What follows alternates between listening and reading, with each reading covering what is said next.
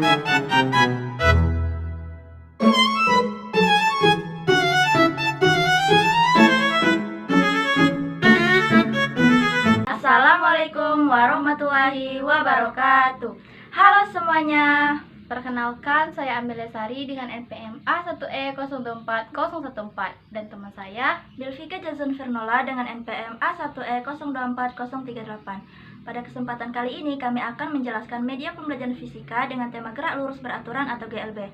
Seiring perkembangan teknologi, belajar fisika kini bisa lebih interaktif dan juga menyenangkan. Oleh karena itu, dalam video ini kami akan menggunakan PowerPoint yang menarik yang akan dijelaskan oleh saya, Bilvika, serta aplikasi gerak lurus yang akan dijelaskan oleh saya, Amelia. Nah, pada aplikasi gerak lurus ini dapat kita lihat konsep gerak lurus yang dapat diterapkan melalui simulasi interaktif agar lebih memudahkan kita memahaminya. Oke, langsung saja kita mulai.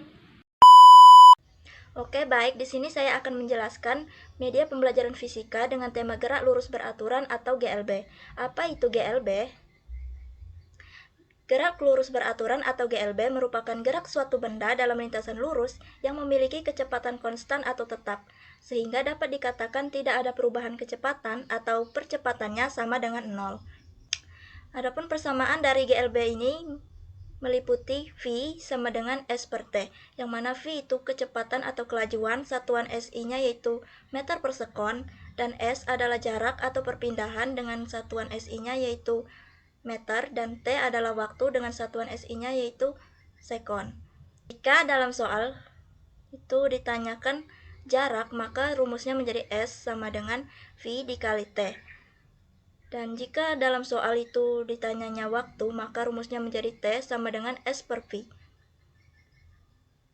Dan jika dalam soal terdapat diketahuinya posisi awal itu ada, maka rumusnya menjadi S sama dengan S0 ditambah V dikali T, yang mana S0 itu adalah posisi awal dan S adalah posisi akhir. Contoh GLB di kehidupan sehari-hari, salah satunya ada kereta api yang bergerak di rel yang lurus. Jika kereta api memiliki kecepatan yang tetap setiap saatnya dan perpindahan yang ditempuh juga sama, maka gerak kereta api tersebut dapat disebut dengan gerak lurus beraturan atau GLB. Adapun komponen-komponen utama di GLB meliputi yang pertama ada kecepatan atau V, kecepatan benda tetap atau konstan selama bergerak. Yang kedua ada jarak atau S, jarak tempuh benda berbanding lurus dengan waktu karena kecepatan yang konstan. Dan yang terakhir ada waktu atau T. Waktu adalah durasi yang dibutuhkan benda untuk menempuh jarak tertentu dengan kecepatan konstan. Oke, baiklah. Di sini saya akan menjelaskan media pembelajaran animasi GLB menggunakan aplikasi gerak lurus. Langsung saja kita ke aplikasinya. Kita buka aplikasi.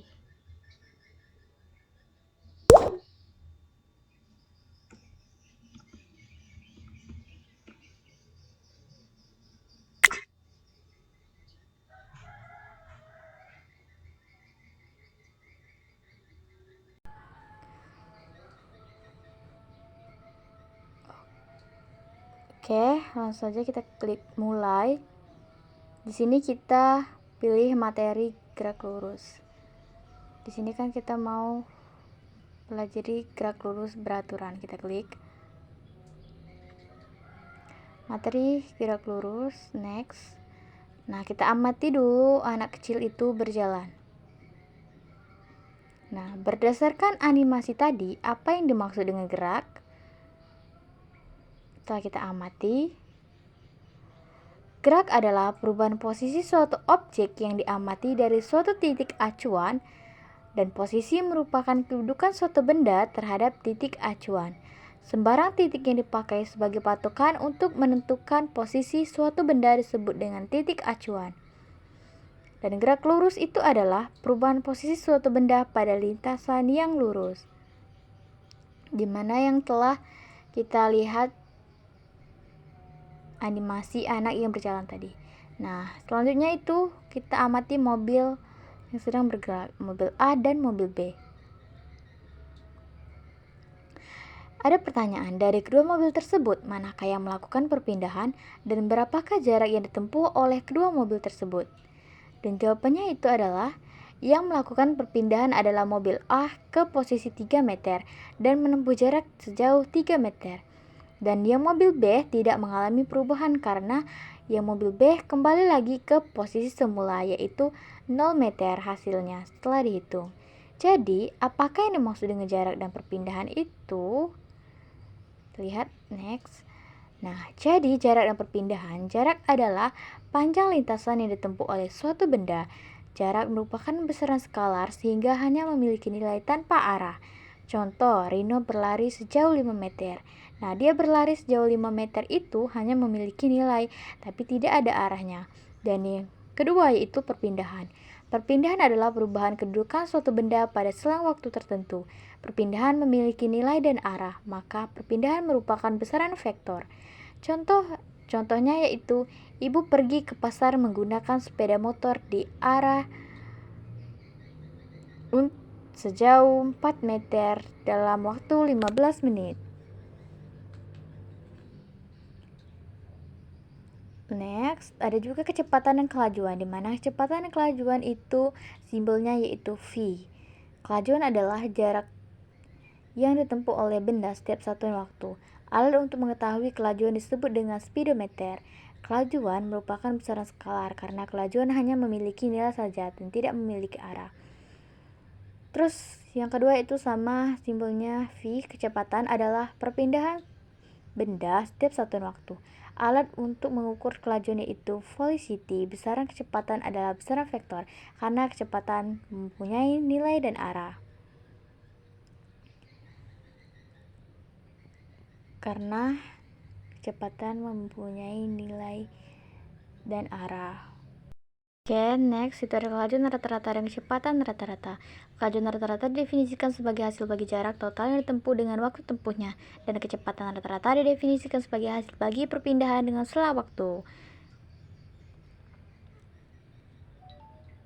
Next, percepatan dan perlambatan itu simbolnya V juga. Percepatan adalah tiap benda yang bergerak dengan kecepatan berubah bertambah mendekati garis positif. Perlambatan adalah tiap benda yang bergerak dengan kecepatan berubah semakin berkurang mendekati garis negatif. Simbolnya juga sama. Next, gerak lurus beraturan. Jadi simpulannya, gerak lurus beraturan itu adalah gerak suatu benda yang lintasannya berupa garis lurus dan kecepatannya tetap. Maksud dari kecepatan tetap adalah benda menempuh jarak yang sama untuk selang waktu yang sama pada gerak lurus beraturan karena kecepatannya konstan, tidak menjadi cepat dan tidak menjadi lambat karena percepatan benda adalah 0. Percepatannya sama dengan 0. A sama dengan 0. Percepatannya itu sama dengan 0. Next. Nah, di situ kan ada 3 grafik. Untuk memudahkan kita, di mana grafik A, grafik kecepatan V terhadap waktu T, artinya karena kecepatan yang digunakan sama dengan tiap waktunya, maka bentuk grafiknya itu lurus sejajar dengan sumbu X. Dia itu lurus dan sejajar dengan sumbu X. Dan yang grafik B, grafik jarak S terhadap waktu T, artinya kemiringan grafik berbentuk garis lurus linier, artinya kemiringan grafik merupakan perbandingan nilai yang ada di sumbu Y dan nilai dan X jaraknya. Nah, dia kemiring. Dan terus lanjut ke grafik C. Grafik C, grafik kecepatan A terhadap waktu T, artinya digambarkan nilai percepatan A berimpit dengan sumbu X dan Y, mengisyaratkan nilai percepatan benda sama dengan 0. Percepatan bendanya itu sama dengan 0, oke. Nah, itulah ketiga grafik memudahkan kita untuk mengetahuinya. Lanjut, ada juga ciri-ciri gerak lurus beraturan, GLB. Ada 4 ciri-ciri gerak lurus beraturan. Yang pertama memiliki lintasan garis lurus sumbu X. Yang kedua memiliki kecepatan tetap atau konstan. Yang ketiga, karena mengalami kecepatan tetap, maka tidak ada percepatan yang dialami oleh benda tersebut, atau percepatannya sama dengan 0. A sama dengan 0. Dan yang terakhir, yang keempat, itu Karena mengalami kecepatan tetap, maka tidak ada percepatan yang dialami oleh benda tersebut, atau percepatannya A sama dengan 0. Itulah keempat ciri-ciri gerak lurus beraturan. Lanjut, ada persamaan pada gerak lurus beraturan. Pertama itu untuk menghitung jarak yang ditempuh S pada GLB menggunakan persamaan S sama dengan V dikali T. Yang kedua untuk menghitung kecepatan V GLB menggunakan persamaan V sama dengan S per T. Nah, itulah persamaan pada gerak lurus beraturan. Yang pertama dan yang kedua itu ada untuk menghitung jarak. Dan lanjut, di sini ada contoh peristiwa gerak lurus beraturan dalam kehidupan sehari-hari. Sepeda motor pada jalan yang mulus dengan kecepatan konstan. Yang gambar kedua yaitu ada mobil berjalan di jalan yang mulus, kecepatan di speedometernya tetap km per jam. Di sini ada pertanyaan di bawahnya. Setelah gambar kedua itu ada pertanyaan. Sebutkan contoh peristiwa gerak lurus beraturan lainnya yang kalian ketahui. Nanti kan sebutkan. Ya, next. Kita amati sebentar mobil menempuh jarak 1 meter setiap 2 detik. Kita amati mobil berikut ini.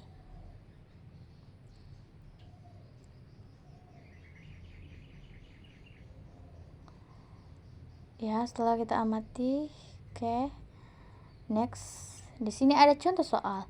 2 titik berjarak 30 meter. Ani dan Budi berjalan dari titik berlainan dengan kecepatan masing-masing 2 meter per sekon dan 3 meter per sekon.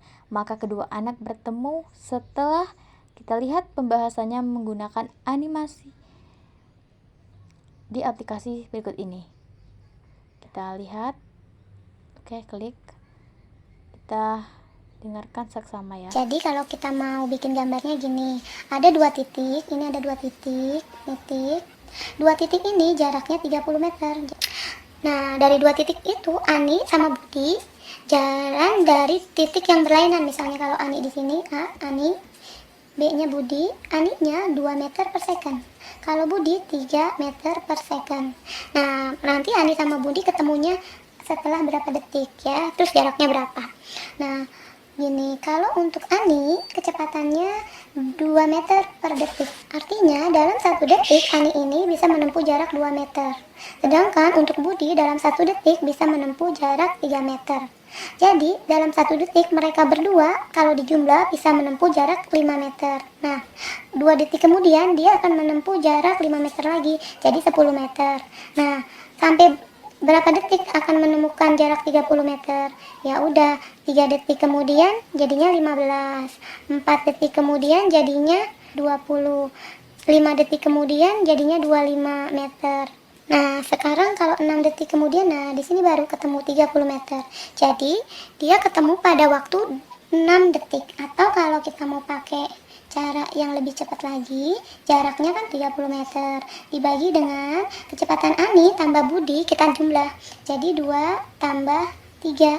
Jadi kan satuannya meter per second. Jadi 30 kita mau bagi dengan 2 tambah 3. 30 dibagi 5. Jadi dapatnya 6 second ya. Ketemunya di 6 second. Nah, berarti jaraknya kalau dari Ani berapa? Kalau dari Ani kan kecepatannya 2 dikali waktu mereka ketemu 6, jadi dikali 6. Jadi jarak Ani 2 dikali 6, jadi 12 meter dari Ani. Sedangkan dari Budi dia kecepatannya 3 atau sisanya 3 dikali 6, jadi 18 meter gitu.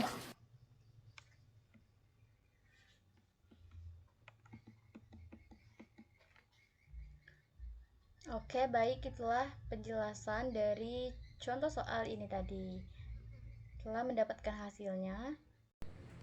Nah, jadi itulah dia hasil dari contoh soal tadi. Itu ada cara cepatnya. Next. Oke.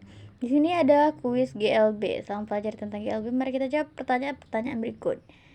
Di aplikasi gerak lurus itu ada kuisnya untuk memudahkan kita sebagai media. Nah, soal pertama, benda dikatakan bergerak jika A mengalami perpindahan, B mengalami proses, C mengalami perubahan bentuk, dan D mengalami susunan. Dimana telah kita ketahui tadi bahwasannya benda dikatakan bergerak itu yang mengalami perpindahan. Jadi jawaban itu yaitu A, mengalami perpindahan. Nomor 2.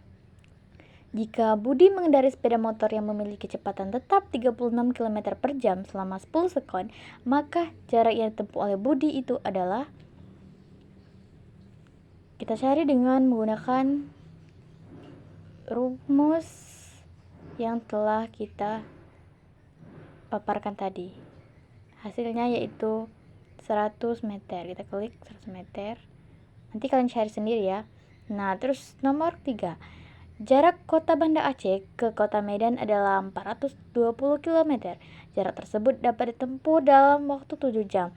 Tentukanlah waktu yang diperlukan mobil tersebut untuk mencapai kota Pekanbaru yang memiliki jarak 900 km dari kota Banda Aceh. Jika kecepatan yang digunakan sama ketika mobil tersebut menempuh dari kota Banda Aceh menuju kota Medan, berapa? Dari hasil perhitungan, yaitu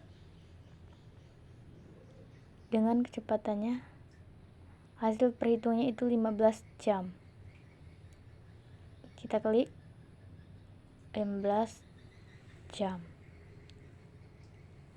Nanti kalian bisa. Oke, next. Soal nomor 4.